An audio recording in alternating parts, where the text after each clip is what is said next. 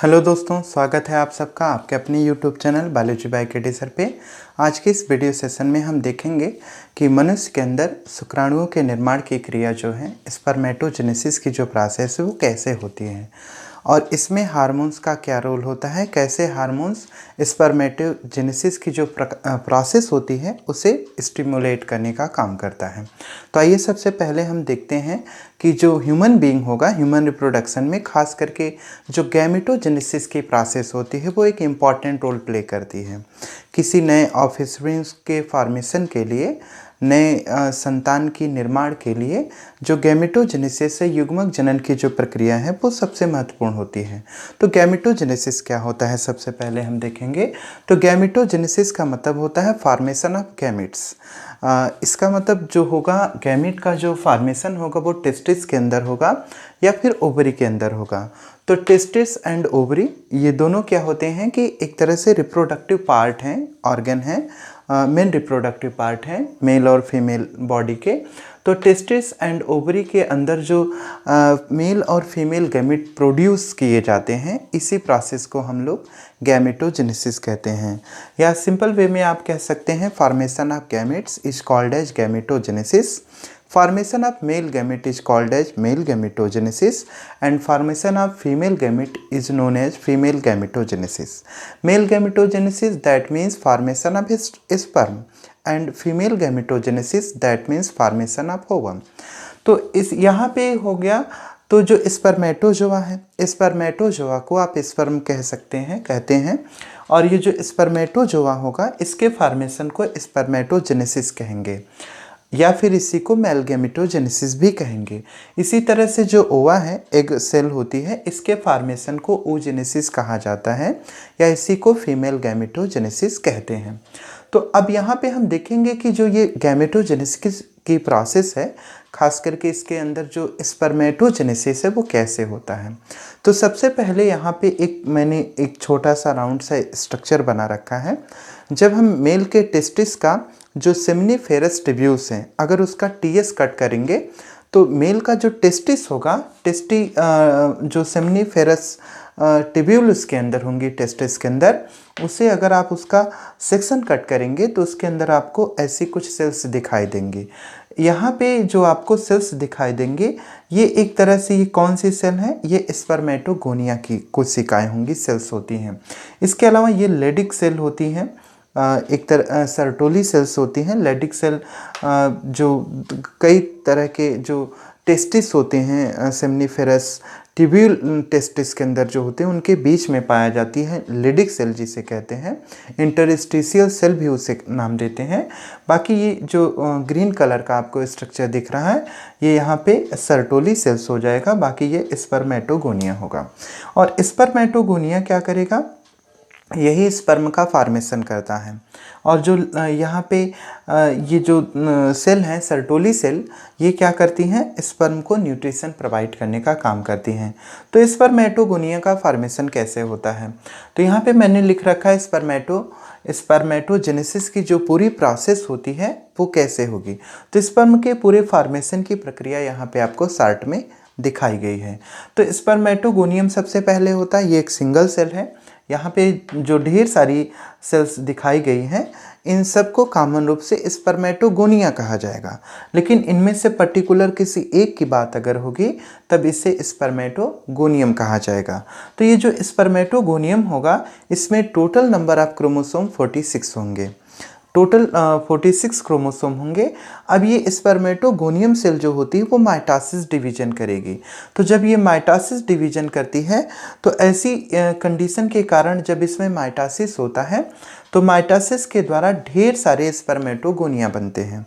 मतलब एक single spermatogonium mitosis division करके अपना नंबर इंक्रीज करता है, अपना नंबर बढ़ाता है। तो ऐसी कंडीशन में स्पर्मेटोगोनिया बन गया। अब ये जो स्पर्मेटोगोनिया होगा ये क्या करेगा कि इसके अंदर ढेर सारे स्पर्मेटोजोगोनिया बने होंगे, वो एक तरह से स्पर्मेटोगोनिया पूरे के पूरे सेमनीफेरस टिब्यूल के अंदर अरेंज हो जाता है। इसमें से कुछ स्पेशल टाइप के जो स्पर्मेटोगोनियम सेल्स होती हैं वो प्राइमरी स्पर्मेटोसाइट में कन्वर्ट हो जाती हैं। तो एक तरह से इमैच्योर जर्मिनल सेल्स होती हैं। ये क्या होती हैं? इमैच्योर जर्मिनल सेल्स होती हैं। अब ये जो इमैच्योर जर्मिनल सेल्स है ये प्राइमरी स्पर्मेटोसाइट के अंदर कन्वर्ट हो जाती हैं। अब इनके अंदर जो टोटल नंबर ऑफ क्रोमोसोम होता है वो 46 होता है। तो यहाँ स्पर्मेटोगोनिया के अंदर भी 46 क्रोमोसोम होगा और इसी में से कुछ स्पेशल टाइप की जो सेल होंगे इमैच्योर जर्मिनल सेल्स जो होती हैं वो प्राइमरी स्पर्मेटोसाइट बनाती हैं। जो प्राइमरी स्पर्मेटोसाइट होगा इसके अंदर और ओगोनिया दोनों के अंदर क्रोमोसोम नंबर 46 होंगे, मतलब टोटल क्रोमोसोम होंगे। अब इसी के अंदर क्या होगा? मियोसिस डिवीजन फर्स्ट होगा और जब इसमें मियोसिस डिवीजन फर्स्ट होगा तो ऐसे कंडीशन में अब ये क्या बनाएगा? Secondary spermatocyte. तो आपको यहाँ पे ये पॉइंट याद रखना है कि जो प्राइमरी स्पर्मेटोसाइट होगा उसके अंदर 46 क्रोमोसोम होंगे जो कि डिप्लॉयड सेल होगी और ये जो प्राइमरी स्पर्मेटोसाइट होगा अब इसके अंदर होगा मियोसिस फर्स्ट। तो मियोसिस फर्स्ट हमें पता है इसमें ये कई सारे सब स्टेजेज में कंप्लीट होता है। जैसे आप जानते हैं मियोसिस फर्स्ट के अंदर एक तरह से क्या होगा कि प्रोफेज फर्स्ट होता है, मेटाफेज फर्स्ट होगा, एनाफेज फर्स्ट होगा, टीलोफेज फर्स्ट होगा और प्रोफेज फर्स्ट में भी 5 सब stages leptotene, zygotene, pachytene, diplotene, diakinesis ये सब स्टेजेस होते हैं। तो लैप्टोटीन, जाइगोटीन, पैकेटीन, डिप्लोटीन और डाइकाइनेसिस ये जो 5 स्टेज हैं इन सब के द्वारा जो क्रोमोसोम नंबर होते हैं वो हाफ हो जाते हैं। इसके लिए आप मेरा सेल डिवीजन पे जो मियोसिस डिवीजन है खास करके उसका वीडियो आप देख के पूरा कॉन्सेप्ट सेल बायोलॉजी का, सेल डिवीजन का समझ सकते हैं। तो ये एक अलग टॉपिक है। तो फिलहाल यहाँ पे क्या होगा? मियोसिस फर्स्ट के अंदर क्रोमोसोम नंबर हाफ हो जाते हैं। तो प्राइमरी जो स्पर्मेटोसाइट होगा इससे क्रोमोसोम नंबर हाफ हो गए, हैप्लॉइड क्रोमोसोम होंगे। तो इस तरह से यहाँ पे जो सेकेंडरी स्पर्मेटोसाइट होगा, सेकेंडरी स्पर्मेटोसाइट के अंदर टोटल क्रोमोसोम नंबर अभी कितने हो जाएंगे? 23 हो जाएंगे। तो यहाँ पे सेकेंडरी स्पर्मेटोसाइट के अंदर क्रोमोसोम नंबर 23 मतलब हैप्लॉइड हो जाएंगे।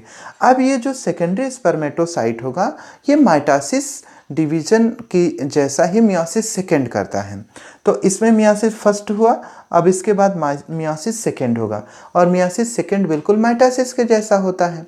अब इसमें क्या होगा कि जो सेकेंडरी स्पर्मेटोसाइट होगा ये थोड़ा डेवलप होके मैच्योर करके अब ये स्पर्मेटिड्स का फॉर्मेशन कर लेता है और ये जो स्पर्मेटिड्स होते हैं ये एक प्रोसेस होती है स्पर्मियोजेनेसिस, जिसमें ये जो सर्टोली सेल्स होती हैं वो स्पर्मेटिड्स को न्यूट्रिशन प्रोवाइड करती हैं जिससे ये स्पर्म के रूप में कन्वर्ट हो जाता है। तो इस तरह से स्पर्मेटिड्स जो होगा वो क्या करेगा?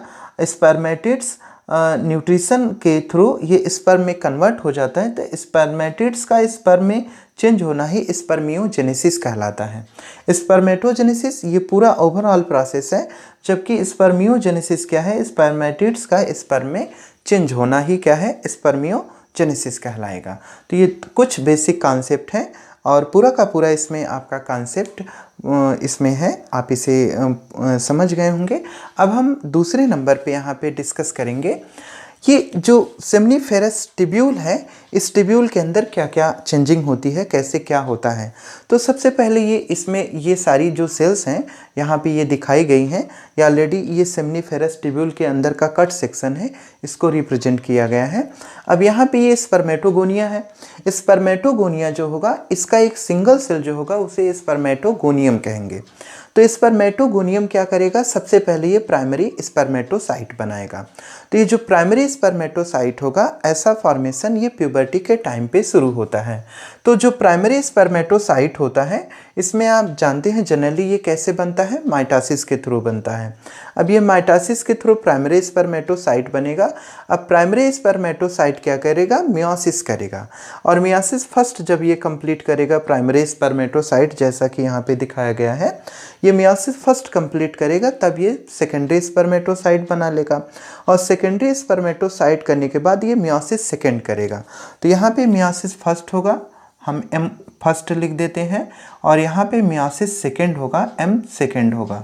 तो इस तरह से ये क्या करेगा कि टोटल यहाँ पे क्रोमोसोम नंबर यहाँ पे 46 होंगे और यहाँ पे क्रोमोसोम नंबर 3 हो जाएंगे। तो यहाँ पे क्रोमोसोम नंबर 23 हो जाते हैं और इस तरह से 46 और 23 क्रोमोसोम नंबर आप देख रहे हैं डिक्रीज कर रहा है। बाकी स्पर्मेटिड्स में भी कितना होगा, 23 क्रोमोसोम होगा और लास्ट में जो स्पर्म बनेगा इसके अंदर भी क्रोमोसोम नंबर 23 ही होंगे। तो इस तरह से प्राइमरी स्पर्मेटोसाइट मियोसिस फर्स्ट करेगा और मियोसिस फर्स्ट करने के बाद यही स्पर्मेटोगोनियम जो होगा यह मियोसिस फर्स्ट होगा। तो पहले ही तो ये प्राइमरी स्पर्मेटोसाइट में चेंज होगा माइटोसिस के थ्रू। यहाँ पे माइटोसिस डिवीजन होगा, यहाँ पे क्या होगा, माइटोसिस डिवीजन होगा और माइटोसिस के थ्रू ये प्राइमरी स्पर्मेटोसाइट बनाएगा। प्राइमरी स्पर्मेटोसाइट से सेकेंडरी स्पर्मेटोसाइट का फॉर्मेशन मियोसिस फर्स्ट के थ्रू होगा।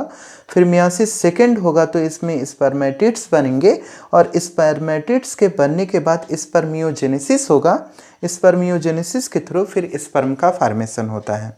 अब ये जो स्पर्म होता है इसमें 4 मुख्य भाग होते हैं। हेड रीजन होता है, नेक रीजन होता है, मिडिल पीस होता है, इसके अलावा इसका टेल रीजन होता है। जो हेड रीजन होगा इस पे एक्रोसोम होता है जिसमें डिफरेंट तरह के पेनिट्रेटिंग एंजाइम पाए जाते हैं जो ओवम सेल को एक तरह से ओवम सेल को पेनिट्रेट करने का काम करते हैं। इसके अलावा इसके अंदर ये जो मिडिल पीस होता है इसमें माइटोकॉन्ड्रिया पाया जाता है और इसी माइटोकॉन्ड्रिया के कारण ये जो स्पर्म होता है ये तेज मूवमेंट शो करता है, तेज मोटिलिटी रेट इसकी होती है। इसके अलावा जो टोटल स्पर्म होते हैं, जो एक बार का क्वाइटस होता है, मेल जो स्पर्म रिलीज करता है, सीमेन रिलीज करता है, उसमें करोड़ों की संख्या में स्पर्म होते हैं। उन करोड़ों में से कोई एक स्पर्म ही ओवम सेल को फ्यूज करता है। तो जैसे कहा जाता है कि आप लाखों में या करोड़ों में एक हैं, तो वास्तव में ऐसा है। हम लोग करोड़ों में और लाखों में एक होते हैं। कोई भी एक मेल है या फीमेल है, कोई भी एक लड़की है या लड़का है, वो लाखों और करोड़ों में एक होता है क्योंकि जो स्पर्म और ओवम सेल है वो लाखों और करोड़ों की संख्या में स्पर्म सेल होती है। उनमें से कोई एक स्पर्म सेल जो सबसे अच्छी होती है स्पर्म सेल, वही ओवम को फ्यूज करती है, फर्टिलाइज करती है। तो इसका मतलब हम करोड़ों में एक होते हैं और फिर भी हम मतलब तरह तरह की प्रॉब्लम्स को लेके हम एक तरह से हतोत्साहित होने लगते हैं, डीमोटिवेट होने लगते हैं। हमें अपने स्पर्म से सीख लेनी चाहिए कि हम करोड़ों में से किसी एक स्पर्म के थ्रू हमारा फॉर्मेशन हुआ है। तो हमें एक तरह से स्पर्म से सारी सीख लेनी चाहिए कि कैसे करोड़ों की संख्या में कोई एक स्पर्म सबसे तेज मूव करके वो ओवम को फ्यूज करता है। तो हम लाख 2 लाख की संख्या में ही एक तरह से डिमोटिवेट होने लगते हैं। तो फिलहाल आते हैं, देखते हैं। अब इसके अलावा ये पूरा कॉन्सेप्ट ये सेमनीफेरस ट्यूब्यूल के अंदर ये पूरी प्रोसेस होती हैं। तो ये जो स्पर्म का फॉर्मेशन हुआ ये ऑलरेडी स्पर्मेटोगोनियम से होगा और ये जो सर्टोली सेल्स होंगी, इन सर्टोली सेल्स के द्वारा ये क्या करेगा, न्यूट्रिशन लेता रहेगा और फिर उसके बाद सेमनीफेरस ट्यूब्यूल से रिलीज होके इजैकुलेटरी डक्ट के अंदर ट्रांसफ़र होता है ड्यूरिंग मैथुन कॉपुलेशन स्टेज में। अब इसके अंदर कुछ हार्मोनल चेंजेस भी होते हैं। तो हमारे बॉडी के अंदर ये पूरी की पूरी जो प्रोसेस होती है कुछ हार्मोन्स के द्वारा कंट्रोल की जाती है। इसमें जो हार्मोन्स होते हैं, हार्मोन्स का क्या रोल होता है, तो हाइपोथैलेमस हमारे ब्रेन के अंदर मस्तिष्क में एक ग्लैंड होती है हाइपोथैलेमस।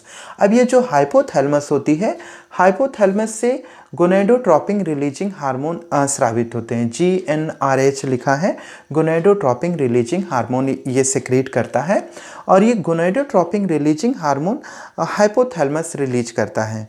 अब ये हाइपोथैलेमस का गोनेडोट्रोपिन रिलीजिंग हार्मोन क्या करेगा, एंटीरियर पिट्यूटरी को प्रेरित करेगा, स्टिमुलेट करेगा। तो एंटीरियर पिट्यूटरी जो होगी वो 2 तरह के हार्मोन्स रिलीज करती है। पहला होता है FSH, दूसरा होता है LH। जो FSH हार्मोन होगा और जो LH हार्मोन होगा, सारी की सारी जो स्पर्मेटोजेनेसिस की जो प्रोसेस होती है इन्हीं 2 हार्मोन्स के द्वारा कंट्रोल की जाती है या कंप्लीट की जाती है। तो सबसे पहले हम इसमें LH को देखेंगे। LH क्या करता है, LH जो होता है वो लेडिक सेल पे कार्य करेगा। तो जो लेडिक सेल होती है, लेडिक सेल जिसे इंटरस्टिशियल सेल भी कहा जाता है। तो जैसे ढेर सारी जो सेमनीफेरस ट्यूब्यूल्स होती हैं, इन सेमनीफेरस ट्यूब्यूल के बीच में, जैसे मैंने यहाँ पे ढेर सारी इस तरह से आसपास कई सारी सेमनीफेरस ट्यूब्यूल बना दी, तो इनके बीच का जो हार्मोन्स होता है जो इनके बीच की जो सेल्स होती हैं उन्हें लेडिक सेल्स कहा जाता है।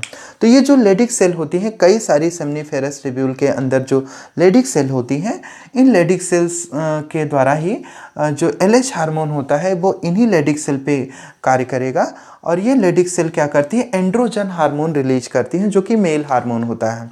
और एंड्रोजन हार्मोन्स में खास करके टेस्टोस्टेरॉन रिलीज होता है, जो टेस्टोस्टेरॉन क्या करेगा, स्टिमुलेट करेगा स्पर्मेटोजेनेसिस की प्रोसेस को। तो जो स्पर्मेटोजेनेसिस की प्रोसेस है वो एंड्रोजन के द्वारा स्टिमुलेट की जाती है, प्रेरित की जाती है। और उसमें खास करके एंड्रोजन का ग्रुप हार्मोन्स में टेस्टोस्टेरॉन होता है। टेस्टोस्टेरॉन क्या करेगा, टेस्टिस को स्टिमुलेट करेगा स्पर्म के फॉर्मेशन के लिए, और पूरी की पूरी जो प्रोसेस होती है स्पर्मेटोजेनेसिस को, उसे कंट्रोल करता है।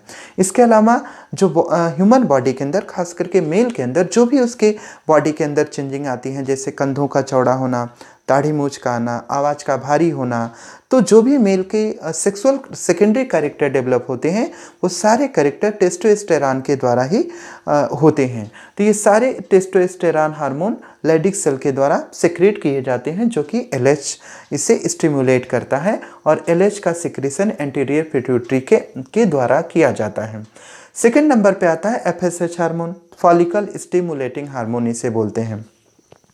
अब ये जो FSH हार्मोन होता है वो सर्टोली सेल्स पे कार्य करेगा। सर्टोली सेल्स ये वाली सेल है जो ग्रीन कलर की दिख रही हैं आपको। तो ये सर्टोली सेल्स क्या करती हैं, ये न्यूट्रिशन प्रोवाइड करती हैं, ये न्यूट्रिशन देती हैं, मतलब ये स्पर्मियोजेनेसिस की प्रोसेस को प्रेरित करती हैं। स्पर्मियोजेनेसिस क्या होता है आपको पता है, यहाँ पे जो सेकेंडरी स्पर्मेटोसाइट है ये स्पर्मेटिड्स में बदल जाता है, तो स्पर्मेटिड्स बाद में स्पर्म में बदलता है। तो स्पर्मेटिड्स का स्पर्म में कन्वर्ट होना क्या कहलाता है, स्पर्मियोजेनेसिस। तो यहाँ पे ध्यान दीजिए, जो सर्टोली सेल्स होंगी, सर्टोली सेल्स क्या करेंगे कि ये FSH हार्मोन सर्टोली सेल पे कार्य करेगा, और सर्टोली सेल स्पर्मियोजेनेसिस की प्रोसेस को रेगुलेट करेंगी। और स्पर्मियोजेनेसिस में क्या होता है कि स्पर्मेटिड स्पर्म में कन्वर्ट हो जाता है। तो इस तरह से ये पूरी की पूरी जो प्रोसेस होती है ये प्यूबर्टी के टाइम पे शुरू होती है। तो हार्मोन्स जो होगा वो एक तरह से हमारे पूरे बॉडी के जो सेक्सुअल कैरेक्टर होते हैं, स्पर्मेटोजेनेसिस जो होती है, उनको कंट्रोल करता है।